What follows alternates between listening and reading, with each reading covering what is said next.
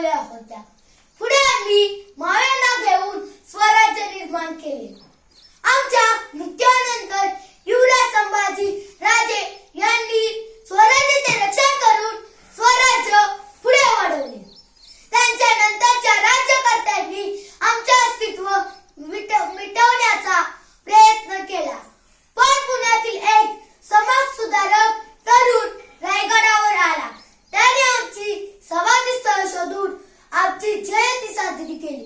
आमच्या कार्याला पुन्हा जन्मांसात आणले. तो तरुण म्हणजे महात्मा ज्योतिबा फुले होय. येथील तथाकथित इतिहासकारांनी आमचा इतिहास त्यांच्या सोयीनुसार लिहिला. आम्ही कोणत्याही धर्माचा तिरस्कार केला नाही, कोणत्याही धर्माचा पुरस्कार केला नाही. तर माझी लढाई ही धर्माविरुद्ध किंवा जातीविरुद्ध नव्हती. स्वराज्याचा शत्रू तो आपला शत्रू असे आम्ही मानत, मग तो कोणत्याही जाती धर्माचा असो. आम्ही प्रतापगडावर पराक्रम करताना बलाढ्य अफजलखानाचा कोथळा बाहेर काढला.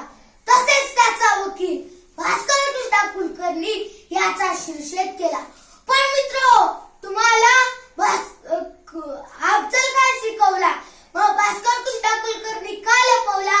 तुम्हाला औरंगजेब शिकवला, पण कपटी अनाजी पंत का नाही शिकवला? आमच्या राज्यात जनता सुखसमाधानाने राहत होती. आम्ही कोणतेही कर्मठ काम केले नाही. आम्ही कोणत्याही अंधश्रद्धा पाळल्या नाही. आमच्या प्रत्येक मोहिमा अमावस्येच्या रात्री झाल्या. आम्ही कधी शुभ अशुभ पण पाहिले नाही. पण मराठी जनता अंधश्रद्धेत गुंतलेली पाहून मनाला खंत वाटते. बाहेरच्या राज्यातून लोक आपल्या महाराष्ट्रात येऊन अनेक छोटी मोठी व्यवसाय करून येथे बसस्थान बसवत आहेत. पण मराठी माणूस व्यवसायात मागे का?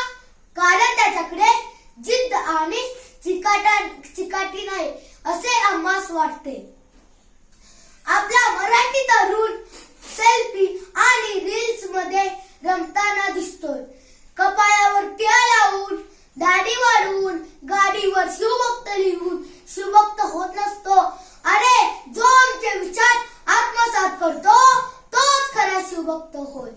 मागील काही वर्षापासून महाराष्ट्रासह भारतातील सामाजिक वातावरण दूषित झाले आहे. धर्मांमध्ये तेढ निर्माण केले जात आहेत. हे पाहून आम्हाला वाईट वाटते.